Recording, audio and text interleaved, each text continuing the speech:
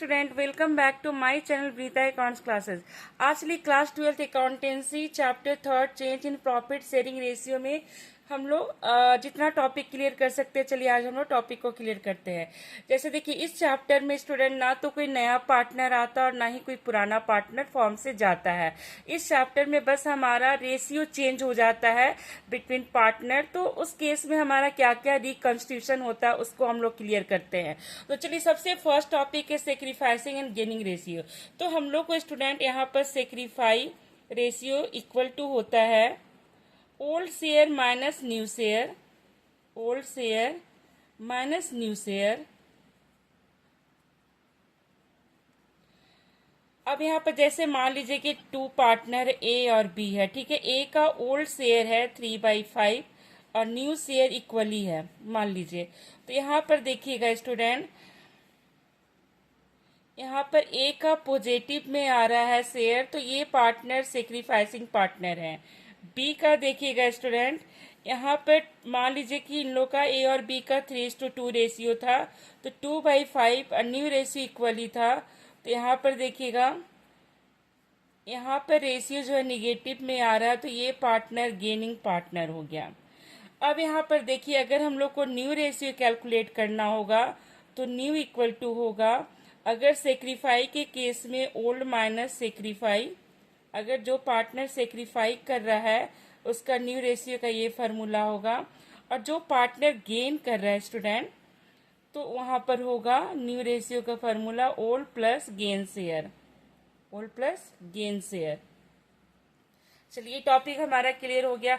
अब चलिए हम लोग कैलकुलेट करते हैं calculation of old profit sharing ratio. अगर हमारा मान लीजिए ए और बी दो पार्टनर है, इन लोग का ओल्ड शेयर नहीं है बट न्यू शेयर यहाँ पर दे दिया 3:2 है, तो हम लोग को न्यू कैलकुलेट करना होगा। तो न्यू इक्वल टू, अभी हम आप लोग को बताए थे कि न्यू इक्वल टू होता है ओल्ड माइनस सेक्रीफाई, ठीक है। अब यहाँ पर देखिए, न्यू में अगर हम सेक्रीफाई रेशियो को ऐड कर दें तो हमारा कैलकुलेट हो जाएगा, क्या हो जाएगा कैलकुलेट ओल्ड शेयर, ठीक है। उसी तरह अगर हमारा न्यू इक्वल टू होता है, एक फार्मूला हम लोग क्लियर किए थे, ओल्ड प्लस, ये वाला देखिएगा, ओल्ड प्लस गेन, तो new minus gain equal to old share होगा, ओल्ड शेयर, ठीक है। तो ये भी टॉपिक हमारा क्लियर हो गया। अब चलिए स्टूडेंट हम लोग क्लियर करते हैं। देखिएगा, अकाउंटिंग ऑफ गुडविल। तो अकाउंटिंग ऑफ गुडविल में देखिएगा एंट्री क्या होता है, जो पार्टनर गेन किया यानी जिसका निगेटिव में आया वो डेबिट होगा। Gaining partner capital account debit to sacrificing partner. और यहाँ पर जो हमारा फॉर्म गुडविल दिया रहता है स्टूडेंट, फॉर्म गुडविल, अब देखिएगा क्वेश्चन में फॉर्म गुडविल गिवन होता है, ये न्यू गुडविल होता है, ठीक है। तो फॉर्म गुडविल इनटू जितना भी शेयर से सेक्रीफाई करेगा या फिर गेन करेगा, हम लोग कैलकुलेट करके यहाँ पर अमाउंट पुट कर देंगे डेबिट और क्रेडिट में। अब उसके बाद देखिए, इसका नरेशन होगा being form goodwill to be adjusted. Okay, अब चलिए हमारा नेक्स्ट है, देखिएगा accounting of reserve accumulated profit and loss. तो देखिएगा, accounting of reserve accumulated profit and loss में स्टूडेंट, अगर हमारा क्वेश्चन में जनरल रिजर्व दिया हुआ है और क्वेश्चन में कुछ भी मेंशन नहीं है, ठीक है, तो जनरल रिजर्व को डिस्ट्रीब्यूट कर देंगे। यानी जनरल रिजर्व जब हम लोग डिस्ट्रीब्यूट कर देते हैं तो इसको हम लोग बैलेंस शीट में शो नहीं करते, न्यू बैलेंस शीट में। तो चलिए, distribution of general reserve between the partner, और हमारा देखिए जनरल रिजर्व और प्रॉफिट का क्रेडिट बैलेंस यानी प्रॉफिट होता है, ठीक है। क्रेडिट बैलेंस ये हमेशा बैलेंस शीट के liability side, balance sheet in liability side given होता है, ठीक है। तो देखिए, दोनों का एंट्री सेम होगा। अगर जनरल रिजर्व है तो general reserve account debit distribution का एंट्री, अगर प्रॉफिट एंड लॉस का क्रेडिट बैलेंस है तो profit and loss account debit to partners capital या फिर करेंट अकाउंट। अगर कैपिटल फिक्स्ड है तो करेंट अकाउंट, और हमेशा डिस्ट्रीब्यूशन होगा ओल्ड रेशियो से। डिस्ट्रीब्यूशन का बाद जहां भी आता है स्टूडेंट ओल्ड रेशियो। अब चलिए, जहां पर क्वेश्चन में मेंशन कर देगा कि जनरल रिजर्व को आपको डिस्ट्रीब्यूट नहीं करना है, तो जब हम लोग जनरल रिजर्व डिस्ट्रीब्यूट नहीं करेंगे स्टूडेंट, तो उस केस में देखिए हमारा एंट्री सेम गुडविल वाला ही एंट्री होगा। देखिए गुडविल वाला ही एंट्री होगा, गेनिंग टू सेक्रीफाइसिंग पार्टनर। तो यहाँ पे देखिए एंट्री होगा गेनिंग, यानी न्यू बैलेंस शीट में हम लोग को शो नहीं करना है। Way general reserve is to be show in new balance sheet, sorry show करना है जनरल रिजर्व को बैलेंस शीट में, और जब डिस्ट्रीब्यूट कर देते तो शो नहीं करना होता है। ठीक है, डिस्ट्रीब्यूशन के केस में हम लोग शो नहीं करते हैं, और जहां पर डिस्ट्रीब्यूशन नहीं करना होता है वहां पर हम लोग न्यू बैलेंस शीट में जनरल रिजर्व को शो करते हैं।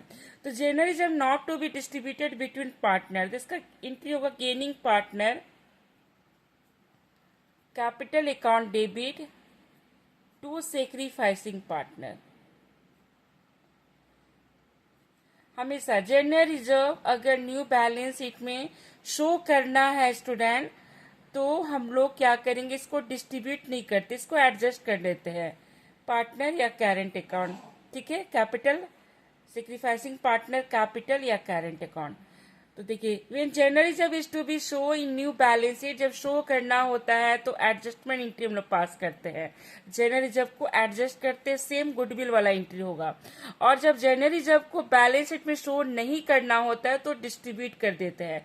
तो जब क्वेश्चन में कोई इंफॉर्मेशन नहीं दिया है तो जनरल रिजर्व को ऑलवेज हम लोग डिस्ट्रीब्यूट करेंगे। चलिए student, accounting of workman compensation reserve. अब वर्कमैन कंपनसेशन रिजर्व स्टूडेंट हमेशा बैलेंस शीट के लायबिलिटी साइड होता है। वर्कमैन कंपनसेशन रिजर्व, ठीक है, liability side, capital and liability side ये गिवन होता है। मान लीजिए यहाँ पर 15,000 दिया हुआ है। ठीक है, हमारा 3 partner A B C equal है, ओल्ड रेशियो इक्वल है, ये ओल्ड शेयर है। ठीक है, हम लोग को ओल्ड शेयर का ही काम है, यहाँ पर कोई न्यू और गेन और सेक्रीफाई का यूज नहीं होता है वर्कमैन और आईएफआर में।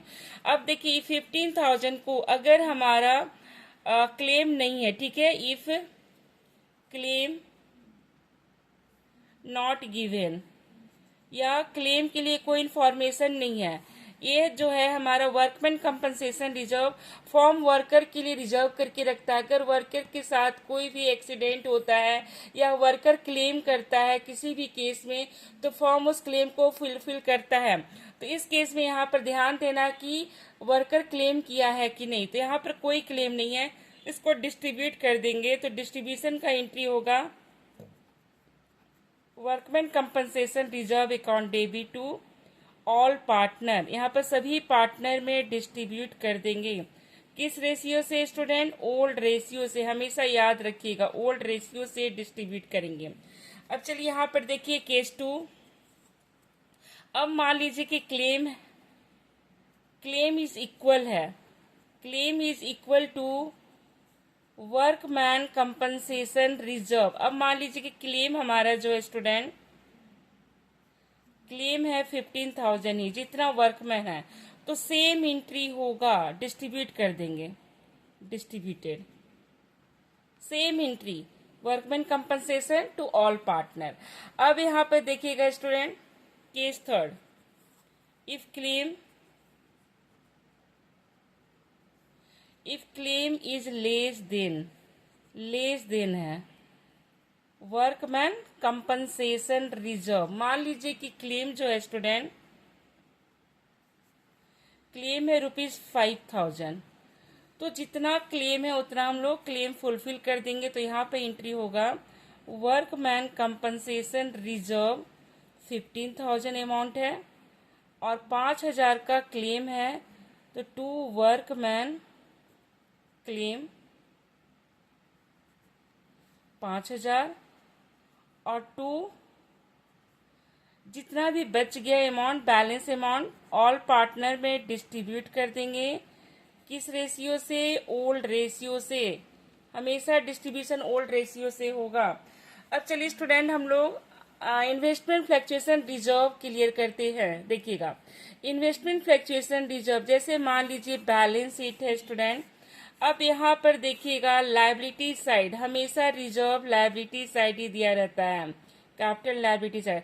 तो इन्वेस्टमेंट फ्लक्चुएशन रिजर्व या फंड, मान लीजिए कि यहाँ पर 20,000 है और एसेट साइड में इन्वेस्टमेंट दे देता है स्टूडेंट, इन्वेस्टमेंट जो कि बुक वैल्यू होता है, इसको कॉस्ट भी बोलते हैं या बुक वैल्यू, ठीक है। ये मान लीजिए 1 लाख है, बुक वैल्यू बोलिए या फिर कॉस्ट बोलिए, ठीक है।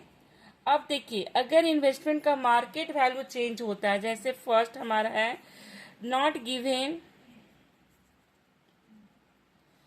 Any information for market value के बारे में कोई इंफॉर्मेशन नहीं दिया, तो यहाँ पर IFR को हम लोग क्या करेंगे, डिस्ट्रीब्यूट कर देंगे। IFR तभी यूज होता है स्टूडेंट जब इन्वेस्टमेंट का मार्केट वैल्यू डाउन होता है, टू ऑल पार्टनर और ओल्ड रेशियो से डिस्ट्रीब्यूट करेंगे। जहां पर डिस्ट्रीब्यूशन का बात होता है कैपिटल या करेंट अकाउंट, जब कैपिटल फिक्स होगा तो करेंट अकाउंट। अब चलिए यहाँ पर देखिएगा, if market value is equal to book value of investment,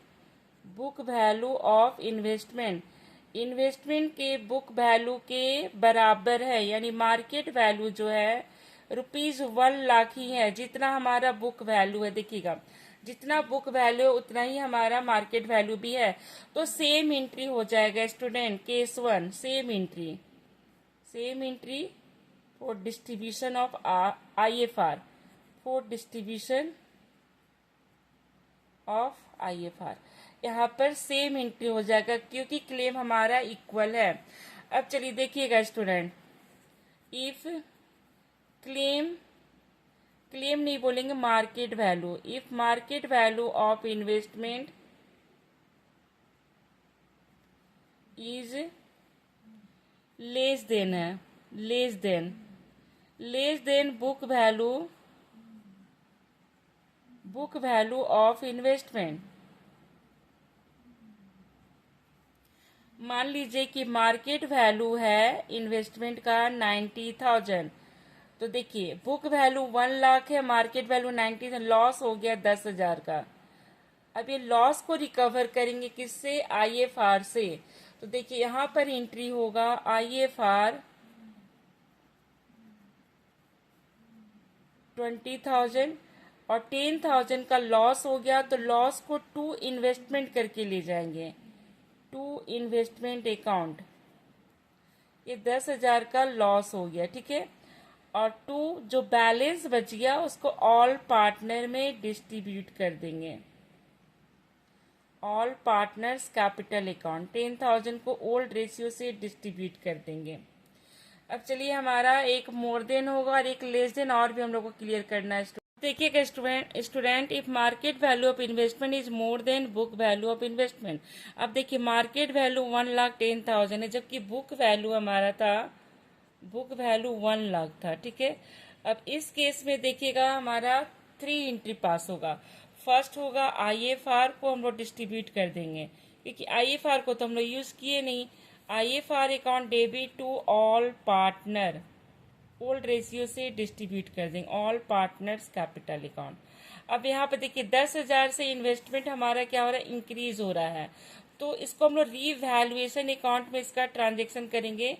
assets increase करेगा तो हम लोग या डिक्रीज करता है तो रिवैल्यूशन में, अगर लॉस रिकवर नहीं हो पाता है तो रिवैल्यूशन में ले जाते हैं, और एसेट्स इंक्रीज भी करेगा तो रिवैल्यूशन में। तो यहाँ पर देखिए रिवैल्यूएशन हमारा क्रेडिट होगा, क्योंकि यहाँ पर हम लोग को गेन हो रहा है, ठीक है, यानी फॉर्म को गेन हो रहा है, तो रिवैल्यूएशन हमारा क्रेडिट हो जाएगा। 10,000 अमाउंट ले जाएंगे, क्योंकि बुक वैल्यू 1 लाख है, मार्केट वैल्यू 1,10,000 है। अब हमारा थर्ड एंट्री होगा, रिवैल्यूएशन प्रॉफिट को डिस्ट्रीब्यूट कर देंगे, फॉर रिवैल्यूएशन प्रॉफिट का revaluation account debit to all partner, जितना पार्टनर है स्टूडेंट सभी में बांट देंगे।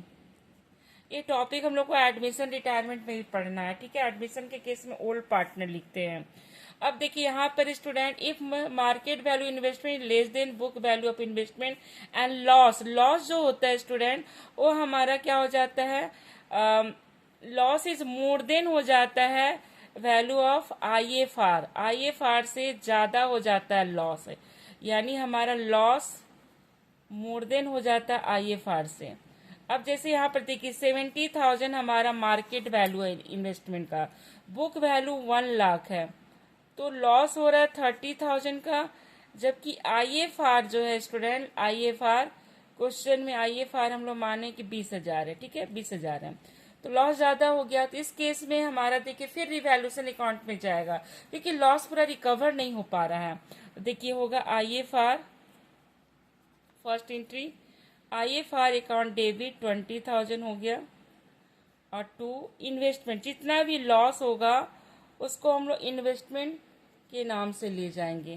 तो इन्वेस्टमेंट 30,000 का लॉस हो रहा है, तो 10,000 स्टूडेंट हमारा रिवैल्यूएशन अकाउंट में चला जाएगा, डेबिट साइड। लॉस हो रहा है इसलिए रिवैल्यूएशन के डेबिट साइड जाएगा, रिवैल्यूएशन हमारा नॉमिनल अकाउंट होता है। अब हमारा देखिए यहाँ पर 2 एंट्री पास करना होगा। अब सेकेंड एंट्री होगा फॉर रिवैल्यूएशन लॉस। तो ऑल पार्टनर जब भी लॉस को डिस्ट्रीब्यूट करते हैं तो पार्टनर जो है डेबिट होता है स्टूडेंट, ठीक है, रिवैल्यूएशन क्रेडिट होता है। और जब प्रॉफिट को डिस्ट्रीब्यूट करते हैं तो पार्टनर क्या होता है, यहाँ पर देखिए पार्टनर क्रेडिट हो जाएगा और रिवैल्यूएशन डेबिट हो जाएगा। तो हम लोग फर्स्ट पार्ट में यहाँ तक हम लोग क्लियर कर लिए। नेक्स्ट हमारा पार्ट होगा जिसमें हम लोग रिवैल्यूएशन अकाउंट कैसे बनाते हैं और पार्टनर्स कैपिटल अकाउंट और बैलेंस शीट हम लोग क्लियर करेंगे स्टूडेंट।